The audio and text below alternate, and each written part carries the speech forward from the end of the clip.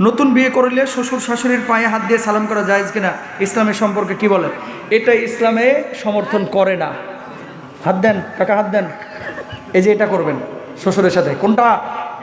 মুসাফাহা। কি আরেকটা কাজ করতে পারেন, হুজুর একটু আসেন তো, দেখায় দিন, নাহলে এটা বুঝবে না। এই যে মুআনাকা, এটাকে বলে ঘাড়ের সাথে ঘাড়, কাঁধের সাথে কাঁধ, বুঝাতে পারছি? এবং একটা চুমুর ভান করতে পারেন ঘাড়ের সাথে ঘাড়, এটা সুন্নাহ। এটা কি? বসেন। তাহলে হচ্ছে হাত দিয়ে মুসাফা করা, আর একটা হচ্ছে ঘাড়ের সাথে কি মিলানো, ঘাড় মিলানো, মুআনাকা যেটাকে বলা হয়। এই দুইটা জায়েজ আছে। সালাম দিবেন পায়ে ধইরা, জায়েজ। কপাল ঝুঁকানো, মাথা ঝুঁকানো একমাত্র কার সামনে হবে? আরো জোরে বলেন। ও বললে এখন অনেক টাইম লাগবে, ও বলতাম না। নবীজি বলছেন যদি সেজদা দেওয়া জায়েজ হয়তো প্রত্যেক স্ত্রীর জন্য স্বামীকে সেজদা দেওয়া আল্লাহ তাআলা জায়েজ করে দিতেন। যেহেতু আল্লাহ করেন নাই, সুতরাং নবীকেও সেজদা করা যাবে না। আল্লাহু আকবার বলেন।